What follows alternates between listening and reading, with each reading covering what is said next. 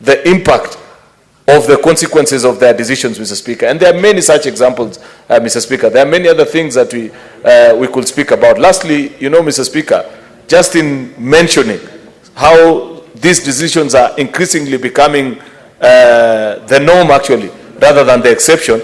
This week again, there was you know, I'm a fan of football, Mr. Speaker, and I follow a lot what happens in our football circles. For a long time, Football Kenya Federation has been unable to hold elections because of court action. We have provided by law, Mr. Speaker, tribunals. And how tribunals work, Mr. Speaker, is that the judges that sit there, Mr. Speaker, or the representatives, the jurists that sit in these tribunals, Mr. Speaker, have the technical knowledge of how some of these institutions operate. We have the water tribunal, rent tribunal, and the sports tribunal. You find a judge issuing orders ex parte, like was the case in the matter of FKF elections, Mr. Speaker, and gives a mention, the next mention date to be sometimes in October, long after the officials who are present in office would have since left office. This in light of the fact that we are about to host. Senator Osotsi. Thank you, Mr. Speaker. Mr. Speaker, I wish to make a comment on the statement by Senator Meru on the issue of management of motor vehicles insurance.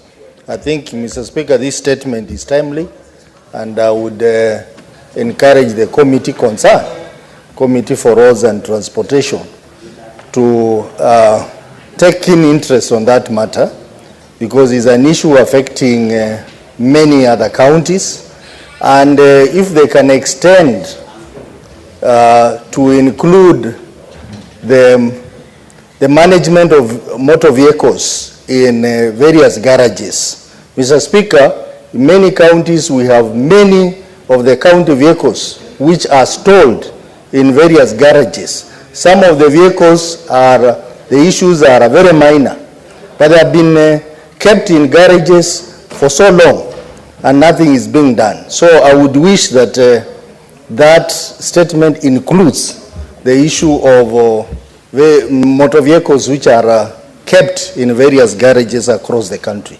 Mr. Speaker, I also want to comment on the statement by Senator Onyonka on exploration of minerals. Mr. Speaker, last week we were discussing here the issue of minerals, and we said that we would like to see more transparency, more accountability in the process of managing mining in this country.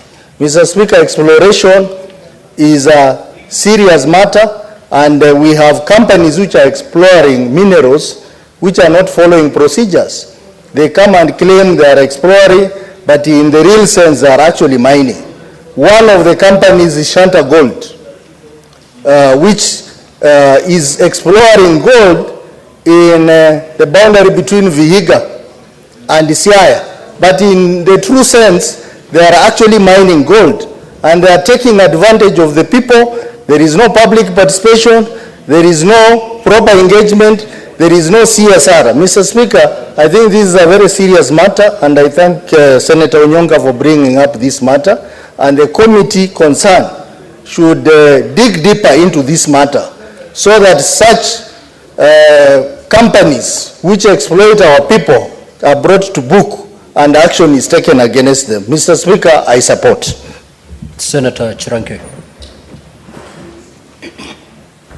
Mr. Speaker, thank you very much. I want to comment on the statement by Deputy Speaker, Senator Katuru Murungi, on the issue of decision by Meru Court. Mr. Speaker, I was shocked as a legal practitioner that when the reading of Article 159, when you want to do ADR, the exception has been provided by Article 159(3) that traditional dispute resolution mechanism shall not be used in a way that contravenes bills of rights, repugnant to justice and morality, and results outcomes that are repugnant to justice or morality. C, it is inconsistent with this constitutional and written law. So, Speaker, under Article 181, the removal of a governor is a constitutional matter. I'm happy that Njuri has recused himself from that matter and has written to the High Court to move themselves from that matter. I find it mischievous, with all due respect for that High Court judge, to refer matters that should not be entertained under ADR, because this is a constitutional matter. Yeah. So, Speaker, if it was issues of marriage, succession, and other matters that are of personal nature in the definition of law, then the High Court could refer, Mr. Speaker, the judiciary must be called out. I saw in a matter of Garissa County, where the governor has appointed more than 30 chief officers. The members of public went to seek an injunction, but the judge at the Garissa High Court ignored and allowed the process of vetting and appointing of 30 chief officers, Mr. Speaker. We have seen the matter of KFKF Football Federation, Mr. Speaker. So is now judiciary or judges a stumbling block against Kenyans seeking justice? I tend to agree so. I want to thank the High Court judge in Eldoret when Governor Sang reappointed CCM without seeking recourse, Mr. Speaker, to the County Assembly Approval Act.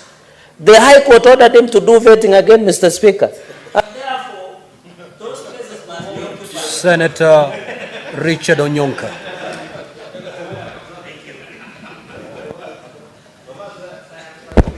Mr. Speaker, I'm just going to make a very short comment about the matter that Honorable Chute raised. And I want to bring the attention of this. Senator Onyonka, yes. That statement is not available for debate under Standing Order 58. It's a personal statement. Oh, my apologies, sir. Mr. Speaker, I got a bit confused. I wanted to say that I have seen that Ncheke has actually made a withdrawal of the matter from the High Court. And I just want to mention to this House that if there is anything that we need to do is make sure that we protect and ring-fence our responsibilities as the Senate and other statutory bodies to make sure that our country is governed well and we maintain law and order. Thank you, Mr. Speaker.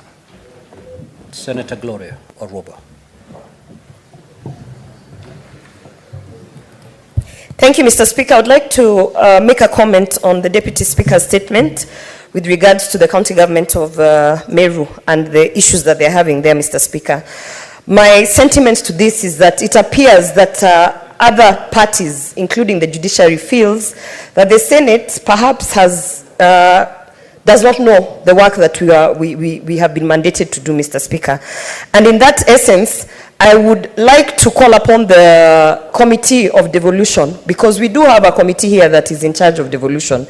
And I'm wondering what they have been doing throughout this time, even when we were aware that the county government of Meru was actually having issues and going to court, Mr. Speaker. Mr. Speaker, I also want to maybe bring to light that in the event that as a Senate we feel, because I know that as senators, most of us here, we've had conversations, we feel that the county government of Meru is not working and it is not able to actually deliver. In the event that this is a common feeling, Mr. Speaker, we can also bring a petition here in terms of dissolving that county, Mr. Speaker. But having outside parties telling us that they're going to sit on alternative dispute resolution when we are still here, when we are in session, Mr. Speaker, I think it's an insult to this institution and to this House. So therefore, I call upon the Committee of Devolution to either persuade us, maybe through a motion or a petition or something, so that we can be able to handle this matter as a House that is there to support and fiercely defend devolution. Thank you, Mr. Speaker. Senator Wambua Enoch. The Speaker, thank you for this opportunity. And I want to just thank the Senator from Meru for bringing this matter up as a statement and for the opportunity for members to ventilate on this matter. Mr. Speaker, two things. One, what the judge did in referring this matter of impeachment to the Njuri was a clear affront against constitutional hygiene. The matter of impeachment is a constitutional issue. In fact, the courts have a role to play at the end of the process if a party in the impeachment is aggrieved. For the judge to go on record and say that this is one of the most complicated and serious cases that he has ever encountered, then the Speaker, without discussing the character of the judge, I wonder then, if this matter is so complicated to a High Court judge, what will happen when he is confronted with serious matters? The Speaker, that was an admission on the part of the judge of serious deficit of capacity to deal with a very